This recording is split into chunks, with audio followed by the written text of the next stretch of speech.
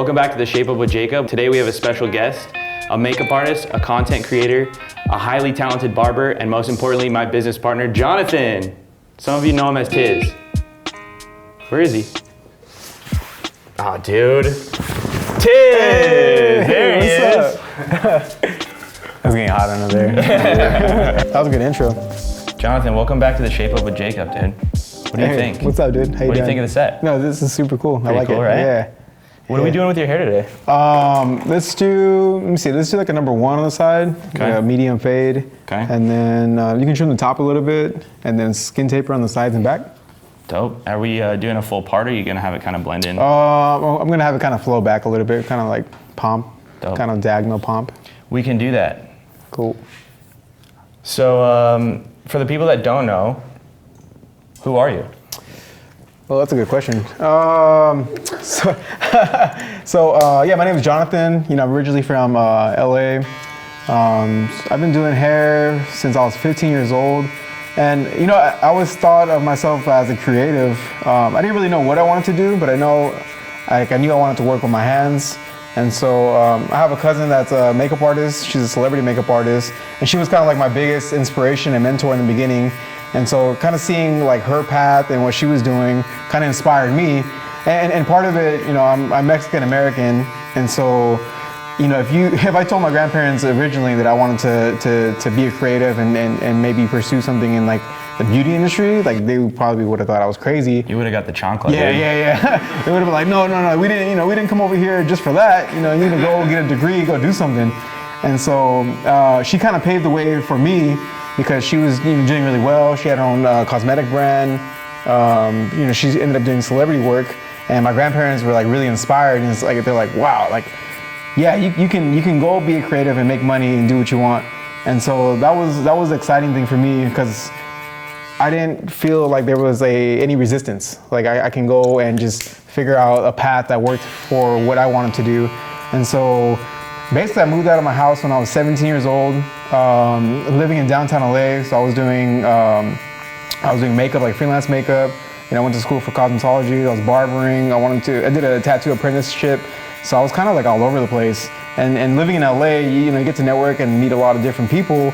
And so it was a cool experience because, you know, I got to do some like celebrity work, you know, got to be behind the scenes on like movie sets and, you know, music videos. And at that time, I think I was like 18 years old, and I was like 17, 18, doing that until like I was 19. And so it kind of really exposed me to a lot of different sides of the industry and like where it can go. Does that answer your question? I mean, I think that I don't even have any questions left. You answered them all. Just kidding. No, man, that's actually amazing. You got your story down, dude. That's so sick. But to answer, to go a little more like into detail in like this question, I've been cutting hair since I was 15. That was something that I really enjoyed doing, kind of cutting my friends' hair in the backyard. For me, you know, growing up, my grandparents basically raised me, and they didn't have a lot of money. So part of it, I had to kind of figure out how I can make some money and, you know, go to prom or, you know, just buy stuff. And growing up, what kind of got me into it, my mom used to cut my hair, and, you know, she did the best that she could, but it wasn't what I wanted. So when I realized like I can get some money, go to a barber shop and like ask for something that looks cool, I was like, man, this is cool. I'm gonna figure out any way to make money. Mm-hmm. And so I started going to the barbershop with my cousin. I think I was like 13 years old, and I didn't even know what to say. I didn't know what to ask for. I remember just sitting down, looking around, and I told my barber like, hey, I think I want that guy's haircut. And that's kind of how it started, kind of getting the influence. Number 7? Yeah, no. They had that. They had the pictures on the wall, but I saw some guy walking out. I was like, yeah, I want that. And then a couple of weeks later, I remember seeing like a skin fade, and I had no idea what that was. But looking at it, I was like, oh, what is that? I want that. So that was kind of like the evolution and kind of like where it started, you know. And ironically, that ended up being the first barbershop I worked at. So that was kind of cool to see. That's really dope. What shop was it? It was called Sports Barbershop, and it was in the city of Paramount. So it was in LA. Yeah. I did a little bit of a deep dive on your Instagram last night just to kind of gather some of the information that I maybe have never known about you, being my business partner, and I saw that shop. It's kind of old school, and it has like a deer on the wall. Yeah. That's really sick. Yeah, that barbershop was American Barbershop. So I was there from 2012 to 2017. And the owner, his name is George Mendoza. It's in the heart of downtown Santa Ana. He's probably gonna be excited that we're talking about this, but yeah, he's super passionate. Hey, what's up, George? Super passionate about the industry. Originally from LA, and yeah, he wanted to open up just a badass barbershop that people can hang out and just have fun. And so it's a all brick building. Everything's like 1950s vintage style. Now there's a bison on the wall. There's like a deer on the wall. That's a really cool vintage like gold register. But yeah, working there gave me exposure of like what the industry can be like. And this was in 2012, so this was like Instagram started kind of popping off. And I remember a lot of the barbers there were super talented, but nobody really knew what that platform was. So we all kind of like fed into each other and kind of like, use each other's network to really build on there. And so, one guy would do a certain trending haircut and another guy would be really good at classic styles. And we kind of just fed off each other's following and just really built like an ideology of like how to use our phone to really network and market our product. So it was an exciting time because we were all just like hungry and learning and young and just like realizing that this could be something. And a lot of those guys that worked there ended up doing really well in the industry and owning different barbershops and becoming platform artists and just doing really cool things. First off, it's sick that you were part of the era of barbering where Instagram wasn't even a thing before, and like you guys kind of had to create a pathway for everybody to kind of understand like what you can do with this, which is ultimately why you're probably so good at it now. Two things that I kind of took mental note on. American Barbershop has created some of the best barbers in the industry on social media, I think at this point, right? Yeah, and some really good ones, yeah. And the fact that you've been a part of that is, I think it's special, right? Second thing, dude, if you were cutting hair in 2012, bro, you're old because I was in high school. I'm just saying, dude. Yeah. I was in high school still. I didn't even know I was going to be a barber yet. Yeah, I feel like I'm a combination of like old school and new school, a little bit of both. Before we get off topic on American Barbershop, bro, there's one story that you always tell. And I love this story, if you're comfortable telling the story, about the time that you had to fire a barber, dude. Oh, yeah. Actually, I didn't technically fire him. Like, it wasn't my job. I think I was like 21 at the time. And there was a barber there, super talented guy.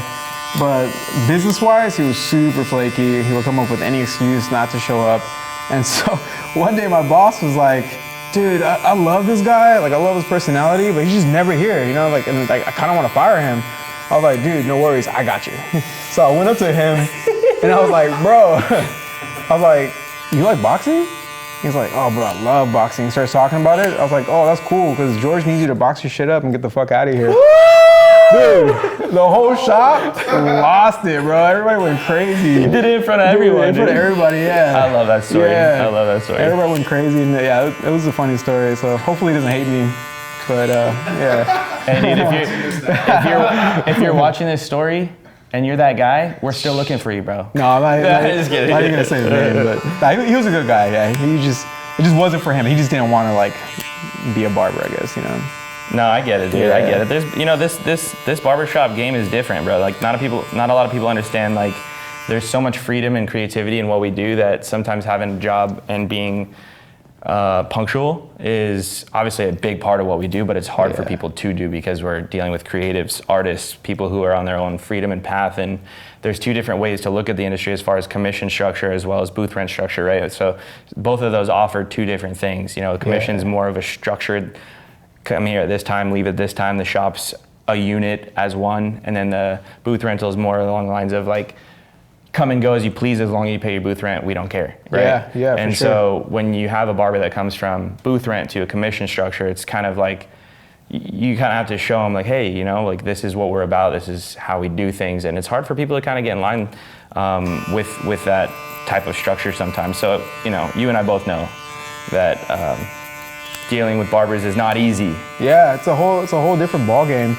and it's weird because I think social media has played like a big influence in that. People can post a good haircut. I mean, you can post anything. You can look a certain way on Instagram, and people are gonna like have this perspective of like, wow, this guy is making great money. He looks good. He's doing it. And then once they realize like, oh man, there's actually work behind what's involved. I feel like some people don't really know what that means, to actually put in the work to like, network and create a business. And I think that's what it is. I think that's the key word is business, because people don't understand like, hey, this is a business and you are the business. You have to go out there, network, and create your own brand. And I think they think it's just too easy, Yeah, man. I think you hit the nail on the head with the hammer. You hit the nail on the head with the hammer. I think you said it right, dude. I mean, honestly, like, if there's anything that a new barber that's watching right now could take away from this, is that you are the business. I think Jonathan just crushed it right there, because although we're barbershop owners, right? We provide the space, we provide all the stuff, we provide clients. Like, that's not going to be enough for you to be successful. Like, you got to go out there, you got to grind, you got to network, you got to show face, you got to let people know who you are, you got to have conversations in the shop so that when that barber is not there and the client needs a haircut, he remembers who you are. Right, there's so much more to it, and then not to mention you have to create content nowadays, right? People go on Google, people go on Instagram, mostly Instagram at this point, and like that leads me to like my next question, which you've been crushing it on. And I'm not trying to gas you up too hard because I know that these numbers are crazy, but I mean, the last time you showed me how many accounts you reached in 30 days, it was like 3 million accounts. So I think personally, I'm thoroughly impressed, and I've watched it start from day one to today, which has been about 6 months, right? Yeah, for sure. And one of the things I wanted the viewers to know is like, what did that take? Because I know what it took because I watched it, but like, what did that take in your perspective? Yeah, I think, to be fully transparent, I had a conversation with my wife last year, and I love football, I'm doing fantasy football, and like Sundays, Mondays, take up a lot of my time. So one day she told me, she's like, man, like, if you dedicated the time that you do to, fantasy and football to something else, you would be really good at it. And I was kind of like, yeah, you're right. But I didn't know if it was a diss or a compliment. But in that moment, I was like, no, you're 100% correct. And it really clicked in my head. I was like, I should dedicate that time to learn a new skill or do something different that's going to put me out of my comfort zone. And so the start of 2023, I really seek mentorship and basically social media. So the goal was to really elevate my social media, scale the business through social media, and just learn what it takes to like make something, I guess like go off or somewhat viral, or just to bring in another level of business utilizing social media. And so, really focusing on a lot of like, just like little details, like angles, lighting, like what looks good to the human eye, just like how people, like nowadays, what's the word? Like the attention span, like somebody has like 4 seconds. That's like the attention span nowadays. So you have to make something pop. You have to grab people's attention. And so it's cool to see like how people can monetize off of that. And once they learn like the foundations and the skills behind that, it's not just like post a picture of a haircut and then, hopefully you could create business. A lot of it's going to be like, what makes people want to come in for that service, like problem solution based, realizing that there's a market for any type of client out there, and just like really putting it out there. Cause I'm a firm believer that, it's not necessarily the best creative that makes the most money. It's the person that puts their content or their product in front of lots of eyes that really make make money. It's not about what you know, it's about who you know, right? That's a big key, yeah. And I always think about that dude that made the pool noodle. I'm like, dude, that guy is the pool noodle? Oh yeah, that just makes that's so gang funny, of money actually. For, I don't know, it was like a foam piece of thing that you just throw in the pool. Hey, but there was but everybody uses it. There was everybody a problem and he made a solution. Yeah, exactly, yeah. You think they offer the same dude? What's that? You think it's offer? Yeah, I heard he's like making bank. Yeah, it was one What is dude. he? Did he get a? What are those called? What is it? Like a patent? Did he get a patent on the pool noodle? Yeah. That's wild, dude. Yeah. That's wild. See, you guys know it, right? Like, and I don't know anybody that buys pool noodles. They just end up in the pool. Where did this come from? Just flies around in the store. Yeah, I mean, was he like the best entrepreneur? I don't know, but he put his product in front of everybody, and everybody knows about it. Yeah. So that's what it comes down to. And so, with your social media expertise now, what you went from charging what for a haircut to what are you charging now for a haircut in what time span? So beginning of January 2023, I was charging $45 for a haircut, and then currently I'm at $100 for a haircut. So you're charging $100, Yeah. one Benji, Yeah. $100, 1,000 pesos. Blue bills. Dude, that's crazy, bro. That's actually crazy. So have you had trouble finding new clients that are willing to pay? Because obviously when you go from 45 and you have a full clientele to going to 100, you're gonna lose some clients, right? Yeah, for sure. Yep. I think going from 45 to 55. So there was a couple stages how we jumped. It was 45 to 55. I didn't lose any clients. The 55 to 75, I probably lost 20% of the business. And then 75 to 100, I probably lost like 30 to 40% of the business. But the key is like figuring out how to attract new clientele at different price points. So I actually don't really like care about the number. I don't think the number really does anything. It's more about like whose problems are you providing a solution for? Because if somebody really cares about the way they look, and there's a specific solution to a problem, and you can showcase that, people are willing to spend money on everything, you know? Right. And the idea is like everybody spends money. Everybody spends money on something, right? Like I don't. It's very rare that somebody doesn't spend money, you know? And people have different values, different belief systems. So if somebody like values, you know, shoes, clothing, experiences, traveling, you know, they're willing to spend money. So there's people that are willing to spend money on the way they look, you know, based on the profession or what they strive to be like, what they strive to look like. And so just really tapping into that market. So utilizing social media as a tool is going to be like the best benefit, in my opinion. Old school way, you know, you probably pass out business cards, you know. Right. And then back then I used to pass out business cards, but this is a whole different level just because not everybody on the street is probably willing to pay that price point. Well, you gotta pay for business cards. You don't have to pay for social media. Yeah, that's another thing. Yeah, you're right. It's a free tool. So I feel like everybody should be utilizing it and really learning like the capabilities and like how you can use that as a tool to your benefit. So you have, from the start of your day, what time do you start? 8, 9? At work? At work, yeah. 8 or 9, yeah. To what, 6? Yeah, to like, 6. And you're stacked, charging $100 for a haircut. Yeah, I mean, this is pretty busy. Yeah. I mean, dude, that's impressive, bro. Yeah. That's impressive. And did you have anybody trip on you, like yeah, you know, going up in sure. price every, because you did that in 6 months, and it was like people from probably thought I was 55 to crazy. 75 to 100 pretty fast, you know? Yeah, for sure. So can you give us a story about like maybe how a client maybe tripped a little bit and how you overcame that adversity? Yeah, you know what? It's a scary thing initially, right? Because you build relationships, you know, you hang out with people, you know, you kind of know each other's stories. And then to tell them like, hey, you know, it's funny, it's like the dating thing. It's like, hey, it's not you, it's me. It kind of is like that, you know? It's like, hey, this is my price point, and I mean, I understand if it doesn't make sense for you, you know? If you stick around, cool. You know, if you don't, you know, there's other people in the shop that I definitely recommend. But it was kind of like going over like that fear, right? Like people don't elevate, they don't grow because they don't want to be uncomfortable. Right. And like having that conversation with your clientele is an uncomfortable feeling, right? I mean, 100%. Yeah, but the worst thing that can happen is they say like, hey, you know what? I can't afford that, or I don't want to pay that, and that's 100% okay, you know. I mean, I don't know how many people are here in the city of Chandler. It was like maybe 16, I forgot. It was like 364,000 last time I checked, I think. So I'm not gonna cut everybody's hair, you know? You're not gonna cut everybody's hair, you know? Right. And that's just here in Chandler. So there's a market for everything. There's a market for everybody. So it's really like just tapping into that and doing a good job of that.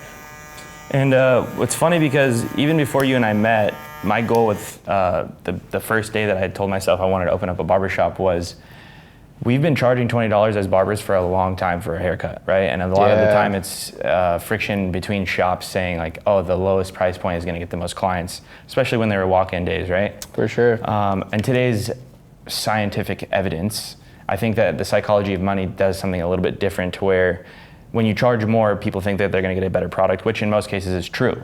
And me going into the school and opening up the barbershop and everything, I knew that like, okay, I'm gonna start here, but my goal is to charge more than everybody else, because I don't really care what they're doing. I'm really gonna focus on what we're doing and providing a service and a great product, which is the haircut, and then execute with, hey, we're gonna charge more than you guys over here, and I'm still gonna be busy. And it wasn't necessarily an ego thing. It was more of like, I think I can prove to myself that we can do this and change the way that barbers get paid, right? Yeah. And I think that when you did that, it was even scary for me, because although we did already charge more than everybody else around us, like I was like, dude, $100 for a haircut's crazy, but like, you proved me wrong, dude. And like that's I mean, it's really, really dope. So if you want to give a quick message to anybody watching that is a barber who's still charging, you know, anywhere from $20 to $40 to $50 for a haircut, I mean, what would you tell them to do to get to that next level? Yeah, that's a really good question. I would say, you know, take the business serious. One thing that I'm learning is, because you know, I'm really trying to push and scale the business utilizing social media. And so less is more, right? If you can figure out a way to delegate certain things in your life and just like figure out like how you can progress as much as you can, like do that, right? Take it serious. I think a lot of guys, you know, in the industry, they don't take it serious. You know, they see it as a hustle or a side job, and this can overtake a lot of different industries. And that's something that, you know, I see a lot of barbers pushing for, that are like, I guess, you know, my eyes, that are pioneers, you know, that, you know, back in the day it was like, hey, you know, you're a barber, like, okay, cool, you know, you probably didn't get a lot of respect, right? Like people were like, you need to go to, you know, get a degree. And that was my grandparents' philosophy, you know, until they saw my cousin and kind of going, you know, full circle. But realizing like, no, you can take this as serious as you want and you can scale it to whatever anybody's willing to pay for. Right. That's what it comes down to. Like this might sound crazy, but like who's to say like you can't charge $3,000, $5,000, $1,000 for a haircut? I mean, there's people that do it for celebrities, right? Yeah, you just have to provide a service or provide, you know, a product that's worth that, you know, that's of equal value. And so that's really what I'm trying to push, you know, being in this industry. And I think, yeah, you just have to strive for more, you know? Like, I think people put themselves in a box, you know, they think like, this is all I can do, this is all I can, you know, I can only charge $5 more for a haircut every couple years. And it's like, why? You know, like why would you do that to yourself? So yeah, hopefully that answers your question. It does, dude. I mean, there's also compassion. I think for me, the struggle was the beginning stages of always raising the price in the shop was, these are my friends. Like these clients that I have are people that, are people that I have created a bond with, a relationship with, and that have been with me from day one of me being in barber school and still followed me almost 10 years later of being a barber. Like that level of saying, hey, you know, thanks for supporting me as long as you have, but I need more money now. You know, like it's just like, it was hard for me, right? Yeah, for sure. It's a mental battle, mental struggle. For sure, but the biggest thing that I learned from you is that, like you said, you're not gonna cut everybody in Chandler's hair, and there's a time and place for everyone in your life, right? And as much as it's hard to say, sometimes clients maybe come and go, it's the truth. And people move away, and sometimes you have to separate yourself from a client because they don't want to pay what you're worth, right? Yeah. And if they don't see value in that, then that's not on you, that's on them. Yeah, and for sure. You're doing the work to find new clients, which I don't want to spend too much time on the subject, but that's huge, to be honest with you, that you're charging that much and that people are still coming up and showing up. Is it weird, like, because you've had such a big clientele for so long, that is it weird to constantly cut new people's hair that are coming in from social media? They're like, hey, I saw your videos and I wanted to come to you. Yeah, it is weird, yeah. Because I think it's a change of pace. You know, when you've been cutting somebody's hair for like a few years, you kind of know like what they like, what they don't like. You know like the structure of the head and the way the hair flows. And just on a personal level too, like you know what they do professionally, so you know like what they have to look like or they don't really care to look like. And so to have like an influx of new people coming in, it's actually exciting. And I think a lot of it is like the mindset, right? Because you can come in with like a scarcity mindset or just being like nervous about what's gonna happen. But I feel like, you know, I'm a true believer that being nervous and excited is like the same emotion, right? So just flipping that mindset to being excited for what's to come is really gonna push everything forward. And so it's exciting to hear like people coming in. Like I had a client last week, you know, I asked him like, you know, what brought him in? And he was like, dude, I've been watching your videos and, you know, I like the way you read the hair and just like, what you've done with these people's, with people's hair and just how they feel leaving. And that was a great representation of like that sense of healing for him, because after the haircut, he had longer hair and we gave him a haircut that kind of fit his style and he loved it. And people were like really reacting to like his emotion. So that's a cool feeling to get that too. Would you say a portion of why you cut hair is to give people that sense of confidence? Yeah, it's cool. It's you know, you can have a client that feels down and out, and you give them a great haircut, good conversation, and they just feel great, and just instant gratification, you know? It's so funny you say that, because at this point in my career, I've had so many people come in with some like weird energy. They're kind of down. they're tired, you know, they're not their normal self, right? I'm like, just have a seat. You're gonna feel better after 45 minutes, you know, like you're going to feel better. And every single time, like they get up, they're like, man, I feel better, you know. And it's not just the haircut, but it's the conversation, it's the ambiance, it's the 45 minutes to just sit down and chill for a second and have a conversation one-to-one with another human, which in their day, they might be moving fast, right? Like they're forced to chill, you know, like a lot of people don't realize how much sitting in the barber chair will do in that case. Switching topics a little bit, dude, you said that you did some makeup. Was that a thing for you? Like, were you a actual makeup artist? Yeah, so I saw that my cousin, she was a very successful makeup artist, and a part of me was like, yeah, you know what, that sounds cool to do like cinema makeup and like movie makeup. And so, you know, she gave me an invitation where she was like, hey, you know, this might be out of your realm, but, you know, why don't you assist me? You know, we can do like photo shoots and, you know, whatever I need your help with, you know, you can come in and make some money. And so I was young, living in LA, so I was like, yeah, that sounds super cool. And so it was an interesting experience getting to meet different people, you know, being on set, and totally out of my realm, but I got to learn a lot and meet a lot of cool people. And, you know, I always thought of myself as a creative ever since I was a kid. And so it was cool to like have that experience of like learning the beauty side of makeup, and just a total different perspective from like cinema or like movie makeup. And so that was super fun, and I think I learned a lot. And I think overall it just kind of gave me like a dynamic range of the industry, you know? For sure. Yeah. So were you doing hair before you did makeup? Yeah, I was doing barbering, and then I was doing makeup, and then I ended up going to cosmetology school. Because at the time, you know, barbering wasn't like a big thing, you know? Like my perception of a barbershop back then was just like, you know, buzz cut. Yeah, you know? Yeah, quick chop shops, you know, buzz cuts, you know, maybe it was a picture of Kobe on the wall and everything's red, white, and blue. And it just wasn't like this glamorous thing, or, you know, it wasn't like people didn't have the perspective of like barbers made good money. And I did too. So I was like, all right, I love doing men's hair. I want to do like cool styles, but it just wasn't there. So I ended up going into cosmetology to learn women's hair, and working at a salon doing women's hair. And it was a cool experience, but I always gravitated towards doing men's hair. You know, I ended up realizing like, man, I don't really care about doing women's hair. It's cool, it's fun, but like I love doing men's hair and I want to do cool styles. So I really pushed forward of like trying to get more men in my chair at the salon. And I ended up getting like really busy, like, you know, just strictly doing men's hair for a while. It's because you had the face tattoo, huh? No, there was no face tattoo yet. No face tattoo. Do you think that the world of makeup led you into being able to kind of interact with some of these celebrities where you got to cut their hair in these situations, or was that simply cutting hair that got you there? No, yeah, it was definitely that. It was definitely like the networking, meeting different people, and yeah, getting the experience of like learning, just working with certain celebrities. And honestly, I was super young, so like I didn't know what to think of it, you know? Right. I didn't think like, I thought it was super cool, but I didn't know if like that was a direction I wanted to take my career in, you know? I was just kind of like dabbling into everything and seeing like what was the path that I wanted to take. And so, yeah, I was like, yes, I think I was like 18, just basically like fresh out of high school and just saying yes to everything. That's what it was. Like I didn't say no to anything. Being a yes man, dude, for yourself though. Being a yes man, which is totally like a different perspective now because I say no to everything.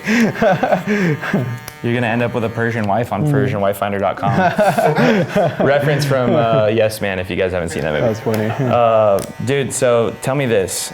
Some of the celebrities that you have cut, I know, but for the viewers, like, who are some of the celebrities that you've had the privilege of cutting? Yeah, I mean, I worked with in, you know, different realms, like not just cutting, but like working with them maybe like through makeup. Yeah, I used to work with Amber Rose, Wiz Khalifa. Worked with like Juicy J. I worked with so like the Pussycat Dolls. I mean, it's like it's a whole list, you know. It's crazy. And so do you find yourself like in those situations being on like high performance mode? I mean, I know that there's levels to being comfortable behind the chair, and then there's also like a level of barbering where a celebrity does walk into the shop, whether they're a basketball player, football player. You got to keep your composure because they don't want to feel different in a barbershop than everybody else. You know, like did you find that? I think I was just young. I was young and excited. Yeah. Kind of going back to like the nervous excitement thing, you know, I was excited and I was just like, you know, asking questions, and obviously they're a celebrity, but at the same time they're a human being, you know, and they want to be treated like everybody else. Right. So It was super chill. I mean, like one of my favorite experiences was like meeting Wiz Khalifa, working with him, and just realizing that he was like a super down-to-earth dude, you know? Right. And it was funny because he was like listening to like house music, and I was like, that was like the last thing I thought he would listen to. Wiz Khalifa was listening to house music? Yeah, he was listening to house music, and I remember him, this is, I want to say like back in like 2011, and yeah, he listened to house music, different kind of like genres of music, and I remember he played this artist, and I was like, dude, who is this? It sounds sick. I think he was like singing in French. And he was like, oh, his name is The Weeknd. And I was like, yeah, we're actually trying to sign him. The Weeknd? Yeah. Like The Weeknd? Yeah, The Weeknd, yeah. He was like, we're trying to sign him. And he was like, yeah, and Young Money's trying to sign him too. And so, it was cool to see that. And I think at that time, Juicy J was like their talent manager. So I think he was working hard on trying to get The Weeknd in. But no, it was just exciting times. And it was just a lot of cool things and just, taking in the moment. And at the time, I didn't know what was what, I was just like, like I said, just saying yes to everything. So I didn't get the privilege of growing up in LA and having that type of like spark, right? I lived in Arizona where everything was kind of rural and dull, and I had to like kind of create the spark that I wanted or that I saw. Yeah. For me, growing up in the barbershop, my mom cut hair. She cut my hair for a majority of my years, and then I kind of went off on my own, sat in a shop for 2.5 hours every single time I got a haircut, which is what made me even think about cutting hair for a career, right? Shout out to Electric Haven, because that's a shop in Tempe, Arizona. I love cool that shop. place, dude. Yeah. Some of the guys over there still cutting hair. And but anyway, the freedom was what I was kind of chasing after, Would you say that you still find that type of freedom in your life today, being a business owner and working on content as much as you are? Yeah. And so I guess the real question is what's your goal with being a barber today, as long as you have been a barber? Yeah, I think that perspective has flipped in a couple different ways. I think my goal is to retire by the age of 40. I mean, not to say I don't love cutting hair. I love cutting hair. I just don't want to rely on it financially. Right. So I want to progress. I want to teach. I want to get to the position where like doesn't really matter. Mm-hmm. And money's coming in. There's a form of passive income, and I think being more purpose-driven is like really reaching out to other people that aspire to progress in this industry as a creative, and that's something that I want to help push forward later on. And when you say that, you mean like barbers that work in the shop, or? I think overall. I mean, because like we're putting a label on people that cut hair at a barbershop, right? Yeah. But I think it's just a creative overall, There's people in the beauty industry that, I don't know, we put labels on stuff, right? But who's to say like a cosmetologist can't cut men's hair or a barber can't do women's hair, Yeah. So it's kind of like bridging the gap and just realizing like, hey, it's like whatever you want to do and however you want to move the business forward, Right. Like helping push that forward. And that's something that I love, saying yes to everything in the industry, because I had different perspectives from being on the, behind the sets, doing makeup, doing the barbering, doing the women's hair. It's all encompassing.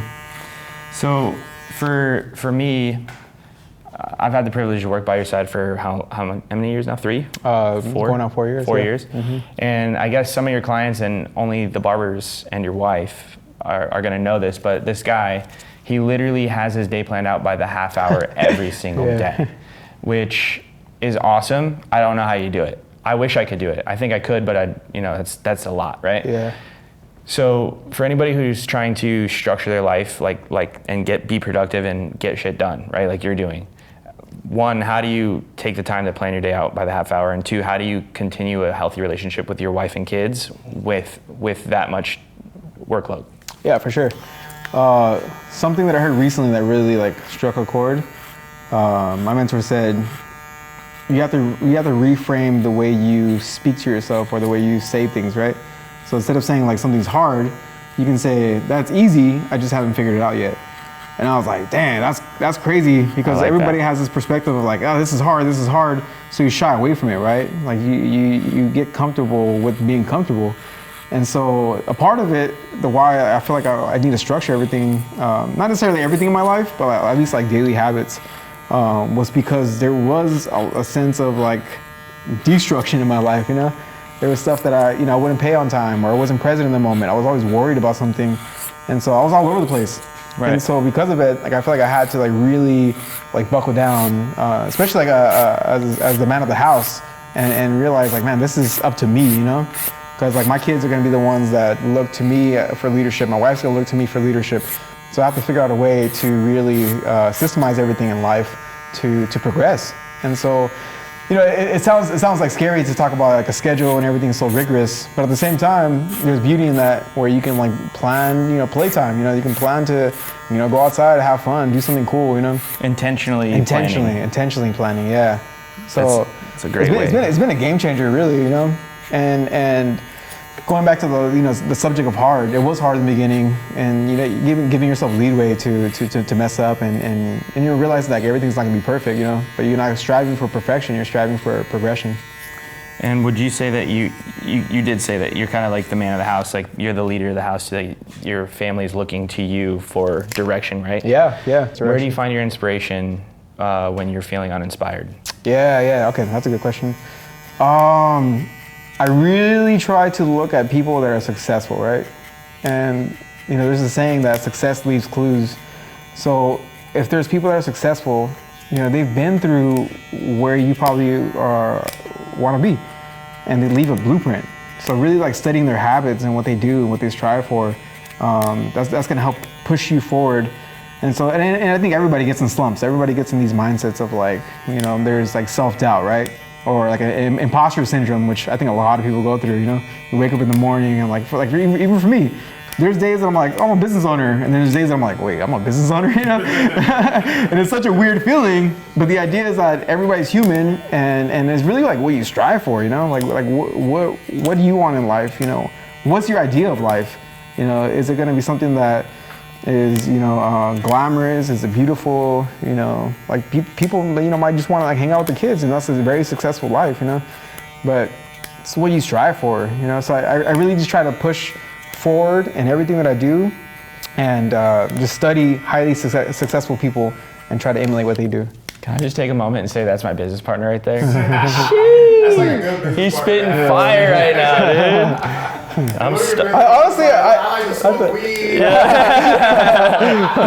honestly, I thought he was gonna talk more. I'm doing all the talking. Yeah, this is the man behind the camera. What's going on here, dude? That's funny. $100 haircuts really exist now. All right, personal question. Yeah. Change it up a bit. I like to get personal. When Yeah, no, actually, sorry, I don't mean to cut you off, but I feel like you do a really good job with this, like at the barbershop too. So I just want to thanks, give you dude. kudos to that. Because like for me, I'm probably a little more quiet behind the chair, and I'll ask like, you know, key questions, and you know, I like to hear people talk, I guess, you know, for the most part. So I'm gonna ask some questions that they're gonna open up and really be engaging with. And I feel like you do a good job of that, because sometimes I'm just like zoned in on the haircut, but I think you do a really good job of like getting people to talk and open up and you know, become friends with and really create a relationship. So I just want to give you kudos to that. Thanks, bro. Yeah, for sure. I think that's a blessing and a curse for me, because you know, I really find inspiration on how well you're doing on social media and what you're doing on social media, and for me to be right next to you every single day and know exactly what you're doing to achieve what you're doing. It's hard for me to do it though, because I'm good at talking to the client and engaging with the client, and I feel that every time I take my phone out and then start recording, and then my intention is to get you know, a video out of the haircut instead of giving that service that is like full 110% attention, I feel like guilty that I'm taking that away from the client in a way. You know? That makes sense. And so, you know, which is actually kind of a perfect segue into like what I was gonna ask you in the personal question is like, you know, you came to Arizona, you had goals, you had intention, and you're very capable at this point of doing it on your own. My question is like, why did you choose to do it with me? That's a great question. I think there was a sense of balance and trust. I saw like what you were able to do, you know, basically by yourself, and I think it was really like your mentality, because I don't think you take no for an answer, right? For sure. So really like realizing that, I was like, oh, like, you know, we can go far together, you know? Like obviously, I feel like I'm capable of doing it alone, but I feel like we can go further together, right? Mm-hmm. And so it's like really like depending on like your sources and my sources and how we can help, you know, strive for progression together. And so, and I think overall, like personality wise, like you're a really cool dude, you know, I trust you. And so that's the biggest thing, you know, like not to say I don't trust a lot of people, but there's not a lot of people that are worth gaining my trust. They haven't done anything. And I think you really fought for that, you know, without you realizing it, but you did. I mean, I think that the way that we met was actually, it's a perfect timing scenario, right? Yeah. Where I was leading the pack in the barbershop, and I was the one in the shop when I first started that had the most experience, you know? And everybody else there was kind of looking at me for the answers. And, you know, I had them for the most part, and when I didn't, I'd find them. But I didn't have that like mentor to lean on, right? Yeah. And so when you came to Arizona and said you were considering coming to the barbershop, I was like, and working at Lifeline, I was like, yo, like, okay, this is dope, right? And it was a sense of like comfort knowing that you had more experience than I did. We got along well and really created a harmony, right? Like you said, balance, a harmony that I needed so bad at that time because I didn't know what the fuck I was doing. You know, I was just like throwing myself in with the wolves and figuring it out. Yeah. And like that's great. And you know, it got to where it did before you became part owner, but without you, even before you were an owner, dude, I wasn't making decisions in that shop without consulting with you first, you know? Which ultimately, you know, brought that synergy of the balance of what I'm good at are your weaknesses, what your strengths are my weaknesses. Like that was, it doesn't always work out that way where people who work in the shop and the owner find that harmony, right? Yeah, that's true. And so because I looked at you as a mentor, I looked at you as, you know, an equal. I look at everybody in the shop as an equal, but you know what I mean when I say that. Yeah, for sure. It really did kind of give us a chance to see like, oh, this could be something great. And it is something great. And I'm really stoked about it. And I guess I'm just gonna take this moment and express my gratitude for you in my life, because I don't get to do that too often. Yeah, I appreciate and things that. get crazy and shit. Yeah, for and, sure. We're both on the grind, dude. It's kind of cool actually that we're both on the grind, because we've kind of come to this conclusion where you have a path that you're taking, I have a path that I'm taking, and both paths are ultimately making our business and shop bigger and better, you know? Yeah, definitely. And it's just, I can't wait for it. I'm gonna enjoy the journey, but I'm excited to see where this all goes, you know? Yeah, for sure. Yeah, that's cool, because like I see what you're doing, like even this. Like, this is out of my realm. Like, I wouldn't have done this. Like, I would have been, you know, behind the camera and like really, you know, being creative in that sense. So it's admirable to see like you're like, oh, dude, I'm excited. Let's do this. You know, let's do a series. So that's super cool. And I think that's where like the balance comes in. Yeah, like you said, like your strong suits are going to be different than my strong suits. Right. So it works out in harmony. Yeah, man. When it comes down to being a partner in Lifeline Barbershop here in Chandler, Arizona. When you became an official partner, we had a situation happen, and it wasn't ideal. I'll let you explain some of it, but what I want to know as your partner and the other half of the business, how did it feel going into, I'm now a business owner, and then getting thrown a freaking shitstorm that you had to figure out? Yeah, I think to answer your question, first tell me what happened. Okay. All right. So I think this was like my second month into like, you know, being a partner of the business. And we pretty much overnight had 5 barbers wanting to leave. You know, they wanted a pay raise. They were like, you know, talking about they were going to like, I guess like boycott or walk out on us. And it was like an interesting scenario because it was kind of like he said, she said, there was no communication, and it was like everybody made up their mind. And so I think in that moment, I was kind of like, oh shit, this is my second month, you know, welcome to ownership. But I think there was like a sense of comfort of like, no, you know, it's fine. Like we're gonna be able to do this and figure it out. And kind of going back to like, you know, like your strengths and my strengths, you know, we had this conversation like, dude, if everybody walked out, we could still pay the bills.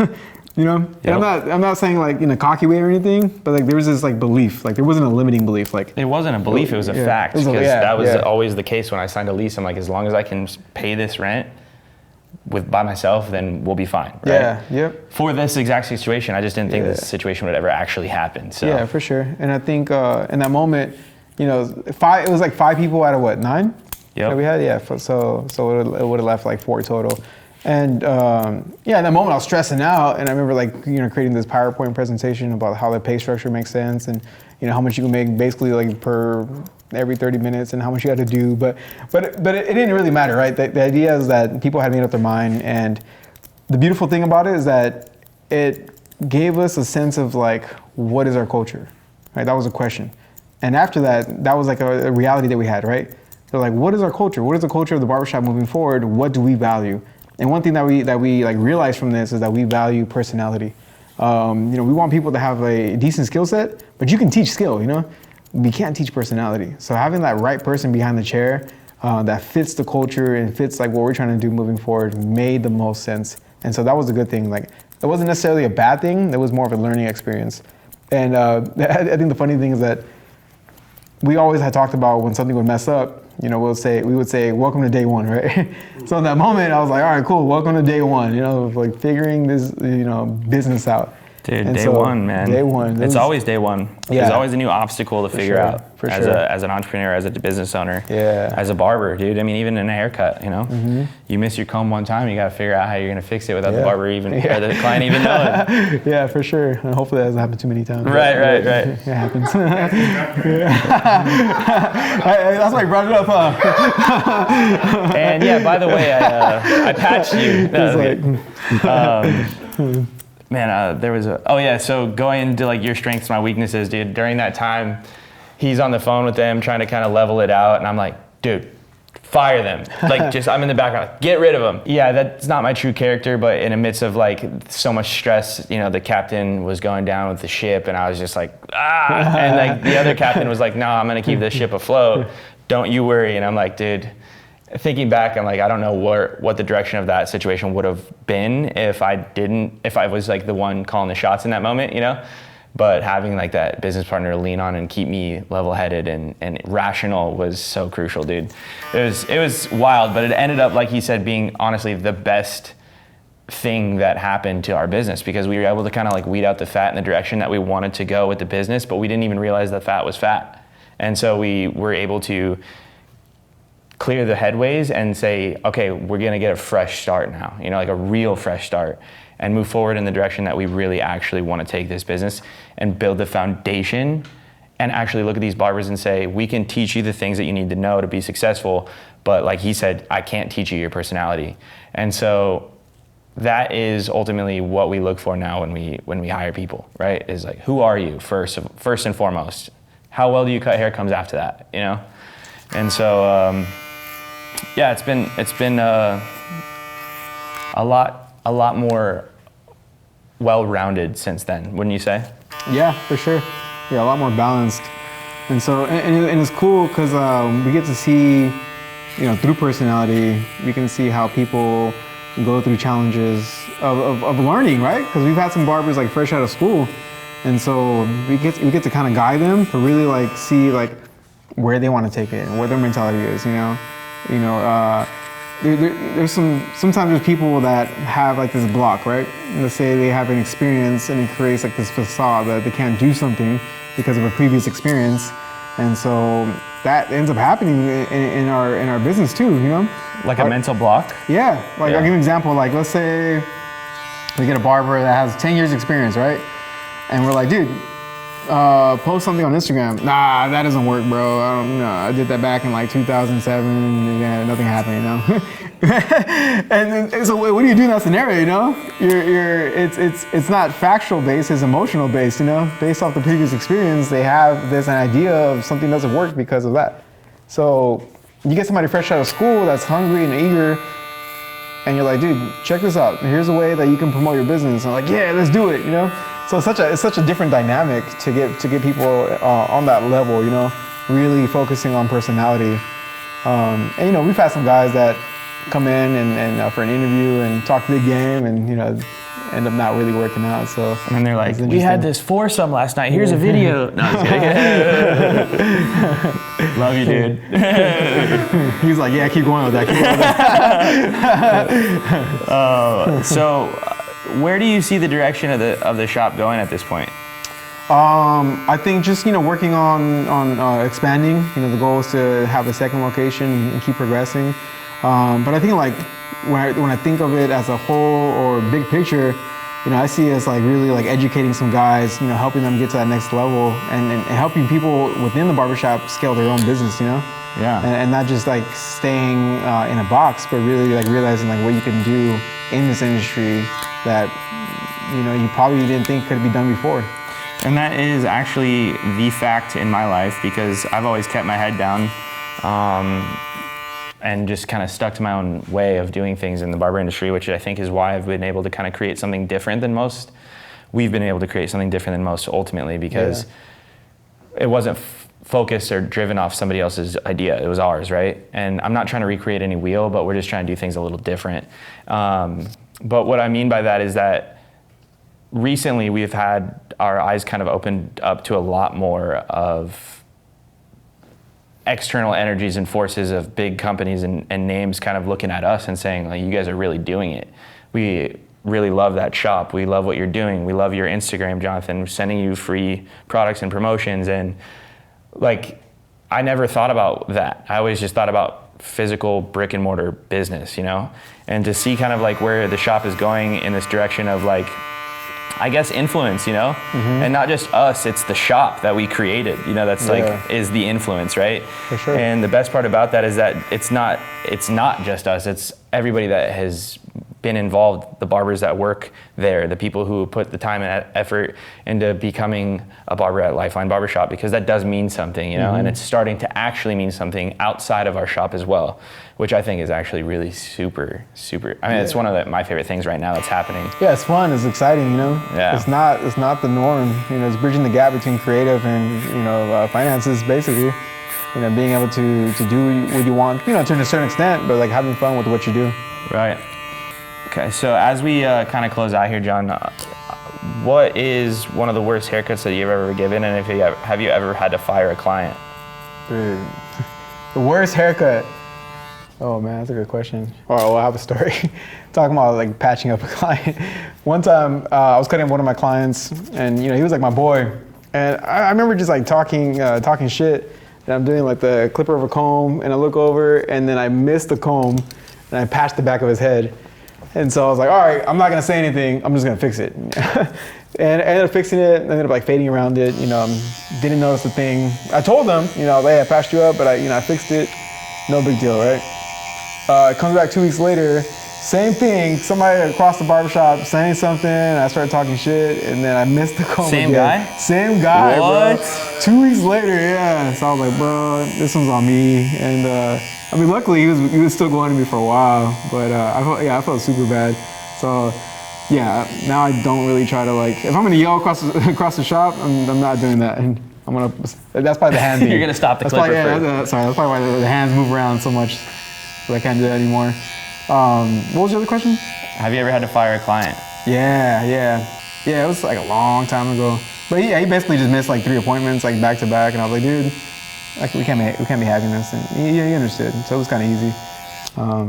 Yeah, that one wasn't hard. It was an easy one. Who do you think is a better barber, you or Jacob? Oh, you did this yesterday, dude. Shit. I'll answer that. Jonathan is the better barber, bro. His haircuts are way more fire than mine. You can see on Instagram. I think it's just time. I don't think anybody's better than anybody. So we agree. Yeah. I think we both have our strengths and weaknesses, okay? You said earlier that your mom gave you a haircut. What was that haircut? Oh, dude. Okay, do you guys know who Fernando Vargas is? He was a boxer from back in the day. He basically had like a patch of hair and then bald. It was horrible. Yeah, she did that to me. Yeah. I think he became big name because he fought De La Hoya back in the day, like in his prime. And so all of a sudden, my mom was like, "That's a good haircut," and she wanted to give me that haircut. And so I think shortly after, I remember just being like, all right, I need to figure out how to get some money and go to the barbershop. And no, it was funny because like, it wasn't a traumatic moment, but I remember like the clipper pulling and I had a towel around me and it was just like backyard haircuts. So it's kind of ironic that moment made me like want to cut hair. It sounds traumatic. it was, I mean, I guess to a certain extent, it made me like want to push to go into a barbershop and then realize like, oh, this is cool. Like I can see myself doing this. So you had to like inspire your mom as a barber. Yeah, basically, that's what it was. Yeah. Didn't your mom cut your hair too? Yeah, dude, right? my whole life. I think we both have that similar experience. My whole life, my mom cut hair. But I'm sure your mom actually does hair. My mom was a cosmetologist, so that changed a little bit. Yeah, my mom worked at a hospital. I remember though, the first haircut I got at a barbershop, bro, I have a cowlick in the back of my neck right here. And my mom never tapered the back of my neck, but the first time I went to a barbershop, they tapered the back of my neck. They're like, I said, yeah, I got a calic. He's like, I can get rid of it. And I was like, you can? He's like, yeah. And I was amazed, bro. And a taper, for you, those of you that don't know, is like a skin fade in the back. So basically there's no square line or rounded line. It's just faded into like kind of a natural, back of your head. And so the calic was gone. And I was just like, all right, I'm not going back to you, Mom. You were amazed. Sorry, sorry, Mom. You never did this for me. So, but no, it was cool. Like, obviously, I have to give my mom credit because she, she's the reason why I cut hair. Like growing up in high school, I cut my friend's hair in a salon that my dad created for her in our house, and without knowing that I could do that and the creativity behind it, I wouldn't have even thought about going to barber school. So. Shout out to you, Mom, and Dad too, because my mom would be working all day, dude, and I told my dad, like, I want a haircut, but Mom's tired, she doesn't want to do it, and he's like, all right, cool, I got you, hold on. We'd go into the den where the salon was, and my dad would turn on the buzzer, he's like, all right, Martin, I'm gonna cut Jacob's hair, and Martin is my mom, and he'd pretend like he was gonna cut my hair, and my mom's like, yeah, right, give me the clippers, and then she'd do it, so I was like, all right, thanks, Dad. That's funny. It's the toughest, you're the toughest client, dude, when you're the barber cosmetologist's son, because you're last, You're not paying for that haircut. That's true. In closing, dude, as we come to the end of this haircut, like, do you have any closing thoughts about where you're at, what you want people to know, where they can find you on Instagram, or anything that you think the audience should know? Yeah, my Instagram is at Tizz Does Hair, and I think, if you're a creative overall, don't let people determine your fate, right? What you want to do. I think just push forward and seek guidance, seek mentorship. There's people out there that are doing it, have done it. There's a blueprint. So I think there's a lot of exciting times in the creative world. So I would say keep striving for success. All right, John, thanks so much for coming with the Shape Up with Jacob. Oh yeah, that was good. Cry for the camera. Perfect. Cry for the camera. Cry for the camera? Just kidding. All right.